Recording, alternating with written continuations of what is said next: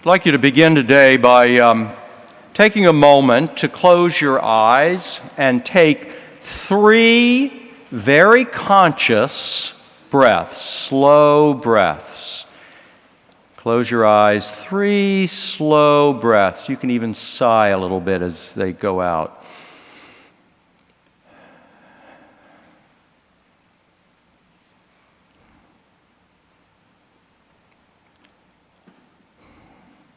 And when you're ready, open your eyes. If you're sleepy, then just keep your eyes shut. I'll never tell. Just try not to snore. But now, having taken those 3 deep breaths, I'd like you to look around. I'd like you to look at this space. I'd like you to see the choir. I'd like you to think about the first time you came to this parish. Might have been yesterday, today. Maybe you don't remember because you were born into this parish. I want you to think of any kind of important moments that took place for you in this church.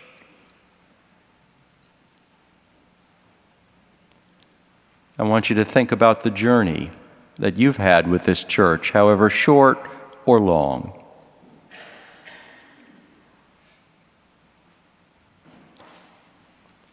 And then finally, I'd like you to be aware of today.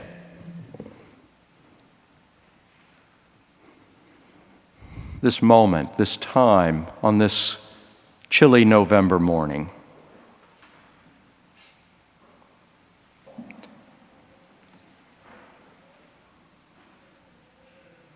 And now, finally, I'd like us all to think about that moment expressed in the Old Testament reading. Joshua, the successor to Moses, has completed an important part of the journey.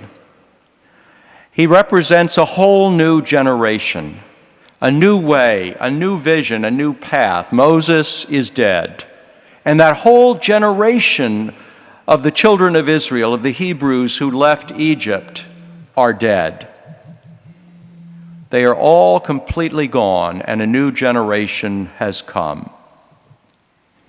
And they've done the hard work, not only of crossing through the wilderness and into this new land, but they've fought and struggled and trusted, and they've finally come to this point where enough has been done.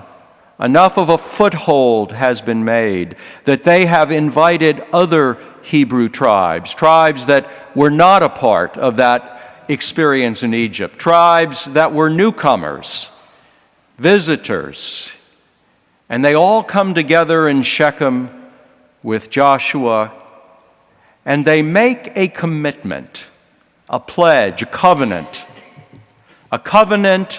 that will take them to the future. But before they do, Joshua says 2 things to them.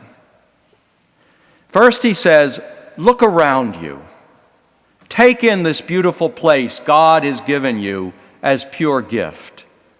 A land not just for you, but for your children and your children's children to enjoy. A place where peace and justice, equality and neighborly love, hospitality for the stranger and care for the weakest constitute the foundation of what this place is about. Think about those values and look around you in this dark world at what we are and what God is calling us to become and what we can become. And the second thing he says to them is, put away the old gods. Put away the old gods and commit your way, your path to this new God of life, because the old gods are gods of dead-end journeys. They lead you nowhere. But this God will lead you somewhere. And then he asks them to make a commitment to commit their lives and their hopes and their resources and their energies and their passion to this new way and this God.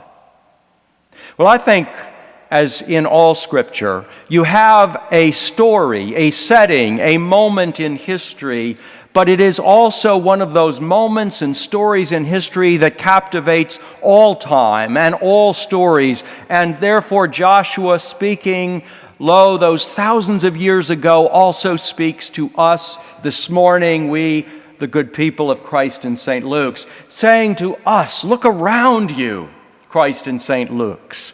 Look at what God has wrought at this point in our journey. Look at this beautiful, extraordinary, iconic, sacred space in a time when such beauty is beyond the concept or experience of so many in our community. Think about the impact when a young child comes into this space and hears this organ for the first time. I've taken school groups in here. Wow! Or someone comes off the street, someone who's never been in a space like this, never been to Europe, never been to England, maybe never been to downtown Norfolk, and they walk in for the first time. Wow! Awe, beauty, wonder. This extraordinary, iconic space. You know, beauty is a way that God touches and humanizes our souls. The mythologist Joseph Campbell once said in a Bill Moyers interview that religion really took off when humankind began to create not for the sake of functionality, but for the sake of beauty. Look around you, light the lamps of your inner eyes, and see what your heart is sharing with you. And do we not yearn for our children and our children's children to continue to be touched and fed by God through this beautiful place?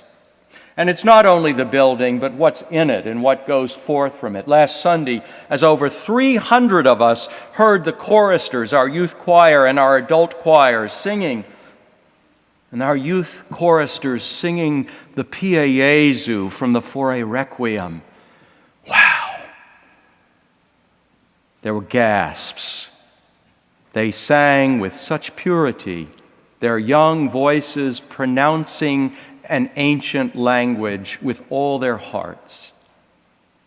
And I thought, yes,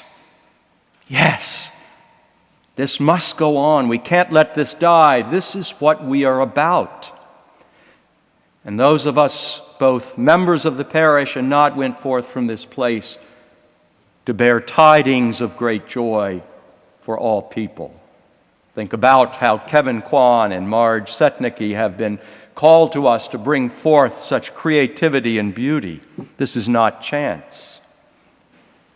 Look around you and think about this community of Christ in St. Luke's. Think about what people say about it, the impact it's having on our lives. Walk down the hallway outside of Lloyd Hall and see the art, not art painted by so-called experts, but art created by our homeless neighbors who come here weekly for a free meal, and then Jim Bickford has invited them to paint, and through artistry and creativity to feed their long-neglected souls as well as their stomachs.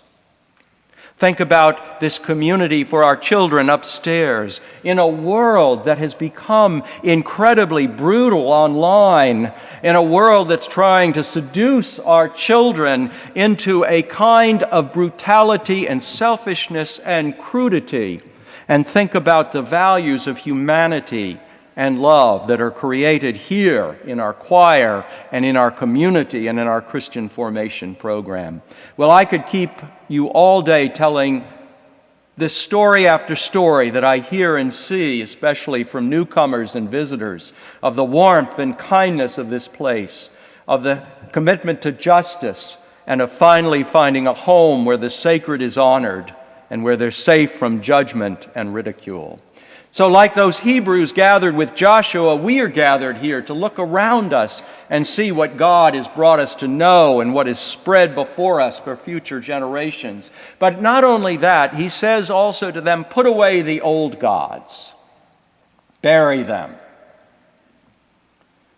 You know, gods are not just made with wood or stone or plaster. What Joshua refers to as the old gods are those powers that still control from the past, but do not get anywhere, do not move us anywhere, like the one true God of life and love does. The old gods speak in language with certain vocabulary, like, you ought to do this. You ought to be ashamed if you don't do this. We don't live that way. If you're going to be one of us, you better believe this. The old gods speak with a sarcasm and a bitterness, or with a snicker. Oh yeah, we did that.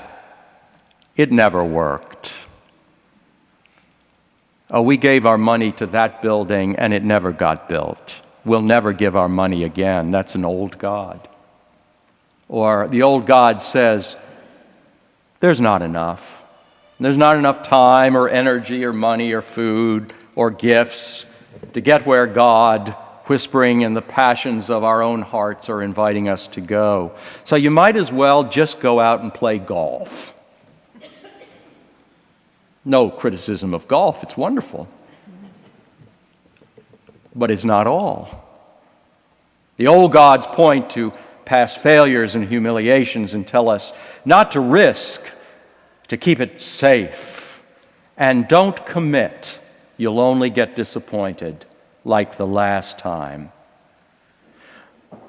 But Joshua says, look around you where the living God has brought you, and commit your way, your life, your resources, your passions to this God that takes you somewhere. Put away the old gods with their down-in-the-mouth thinking that lead to dead ends. This is a new day.